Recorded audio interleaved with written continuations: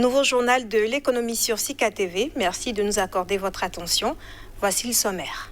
Lancement des travaux de construction de la deuxième raffinerie du Congo.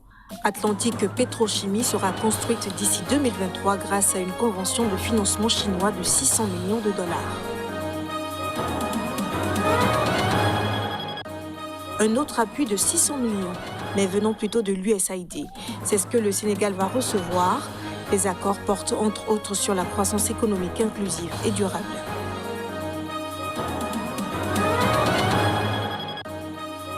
Et puis au Gabon, le Conseil des ministres a adopté le texte instituant une réserve stratégique d'or. L'objectif visé est d'amener les acteurs de l'économie mondiale à faire confiance au pays.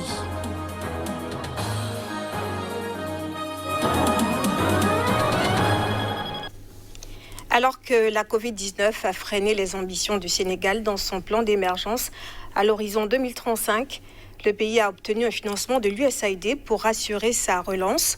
Valable pour les 5 prochaines années, ce programme appuiera les domaines prioritaires tels que le commerce, la santé, l'éducation.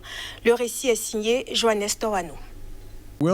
Les États-Unis, via l'USAID, vont accorder au Sénégal un montant de 600 millions de dollars américains. Le financement valable sur 5 ans sera investi dans des projets destinés à améliorer la croissance économique du pays, lesquels projets seront répertoriés dans les domaines de l'appui au secteur privé, la justice commerciale, l'éducation, la santé, le capital humain. Le protocole de financement a été signé à Dakar à l'occasion du lancement de nouveaux accords d'assistance bilatérale portant sur la stratégie quinquennale 2020-2025 de coopération entre les deux pays. Il faut dire que la croissance économique a chuté à un niveau inférieur à 2% alors qu'elle se situait à 6% en 2019. Une baisse de performance à imputer au contexte sanitaire actuel qui a paralysé les efforts de développement du pays. Grâce à ce financement d'aide à la relance économique, le Sénégal espère atteindre son objectif de franchir une croissance à 2 chiffres d'ici 2023.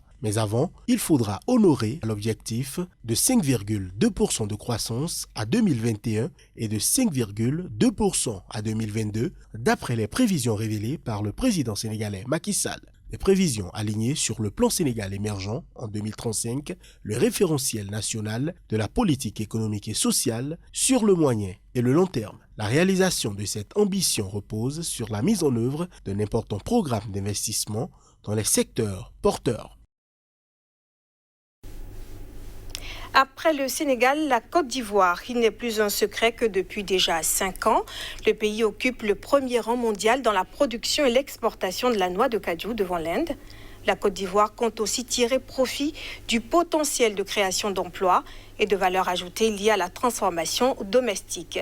L'État va lancer début 2022 au plus tard la zone industrielle de transformation d'anacarde de Bondoukou. En Côte d'Ivoire, la zone industrielle de Bondoukou dédiée à la transformation de noix de cajou sera opérationnelle au plus tard au début de l'année prochaine, selon Adama Koulibaly, directeur général du Conseil du coton et de l'anacarde. S'étendant sur 15 hectares, cette zone, qui sera la première du genre dans le pays, pourra abriter 3 à 5 unités de traitement. Les entreprises qui y seront installées bénéficieront d'une exonération de toute taxe sur les équipements importés destinés à leurs activités et de crédit d'impôt. Ce projet fait partie intégrante de la stratégie de l'exécutif visant à tirer un meilleur profit de la valeur ajoutée dans la chaîne de valeur mondiale de la noix de cajou. En effet, si le pays est depuis 2015 le plus grand producteur et exportateur mondial de noix de cajou brutes, il reste encore loin quand il s'agit de la transformation avec le traitement de moins de 20% de la récolte. Il est surclassé sur ce point par le Vietnam, leader du segment de la transformation avec près de 2 millions de tonnes de noix de cajou traitées en 2019. Dans le cadre de sa feuille de route, le gouvernement prévoit de procéder dans le futur à la construction d'une zone industrielle de transformation, notamment à Korogo, à Séguéla ainsi qu'à Bouaké. En 2020, la Côte d'Ivoire a produit près de 849 000 tonnes de noix de cajou. Au Togo, l'ARCEP, l'autorité de régulation des communications électroniques et des postes, a annoncé le 22 février avoir prononcé une amende d'un peu plus d'1 milliard de francs CFA à l'encontre de la société de téléphonie mobile Togo Cellulaire. La décision vient acter la procédure de sanction pour violation du principe de non-différenciation des tarifs des communications intra-réseau et inter-réseau ouverte contre la filiale du groupe Togocom. La situation financière actuelle du Gabon pousse l'exécutif à chercher de nouvelles options et l'or est justement cette option-là. L'or constitue un des métaux précieux dont dispose le pays qui entend constituer une réserve stratégique d'or dans l'objectif d'assurer ses avoirs extérieurs. Les nombreux risques qui pèsent sur l'économie gabonaise contraignent les autorités à se chercher de nouvelles bouées de sauvetage pour assurer les avoirs extérieurs du pays. Dernière trouvaille en date, la constitution prochaine d'une réserve stratégique d'or. Le projet de test a été présenté par l'autorité en charge de l'économie et de la relance.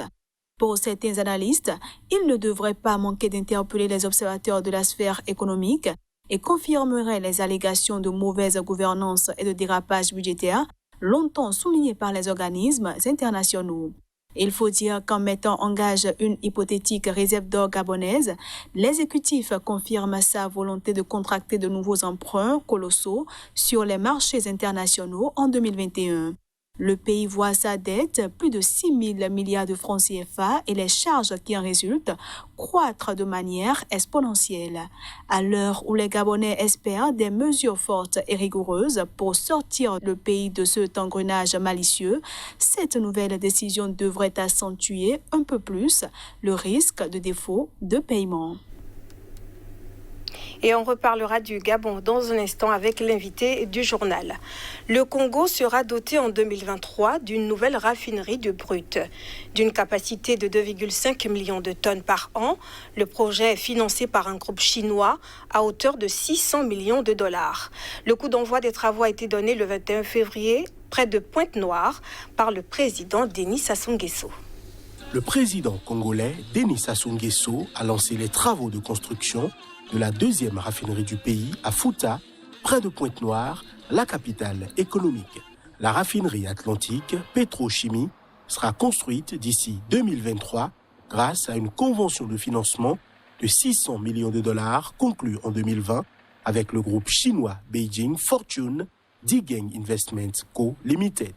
Grâce à ces unités, la raffinerie produira de l'essence automobile et d'aviation, du gaz de pétrole liquéfié, du gazole, des lubrifiants, du bitume, du pétrole lampant et d'autres produits qui seront disponibles en complément des produits de la Congolaise de raffinage. La nouvelle raffinerie est donc un maillon important de la diversification de l'économie dans le secteur des hydrocarbures. Cette diversification se fera assurément à travers l'accroissement de la part de pétrole transformé localement qui passera à terme de 10% à 35%. Dénommée raffinerie Atlantique et Petrochimie, cette unité sera construite sur 240 hectares et doit officiellement offrir plus de 5000 emplois directs et indirects. Elle vise à diversifier et consolider le tissu industriel du pays qui dépend essentiellement du pétrole, sa première source d'exportation. Casimir Pedjo est déjà là, on le reçoit tout de suite. Casimir Pedjo, merci d'être là. Tout le plaisir pour nous. Vous êtes le directeur de publication du quotidien La Nouvelle Économie. C'est bien ça. Nous parlerons du Gabon. Le pays a fait 423,8 milliards de francs CFA de recettes budgétaires au premier trimestre 2020. À quoi doit-on cette performance ? Merci Bénédicta. Le Gabon doit cette performance aux recettes pétrolières et non pétrolières. En effet, il faut le dire, au cours donc des 3 premiers mois de l'année 2020, le Gabon a vu donc que ses recettes au niveau du pétrole s'accroître jusqu'à la lisière de 27,4%.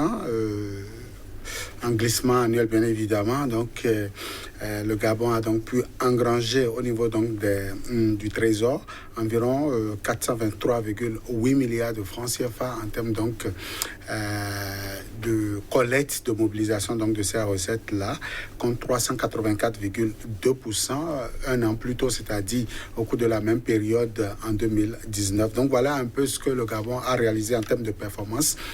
L'État gabonais s'est réjoui donc de cette performance-là. Les recettes hors pétrole et aussi extra pétrole ont donc permis aux recettes publiques de pouvoir maintenir la performance au niveau de ce pays qui, il faut le dire, 2020 a été sous la coupole de coronavirus qui a affecté, après donc ce premier trimestre, a affecté donc le reste de l'année en termes donc de compte performance. Comment les recettes pétrolières ont-elles permis cet accroissement malgré la diminution des cours du baril du pétrole?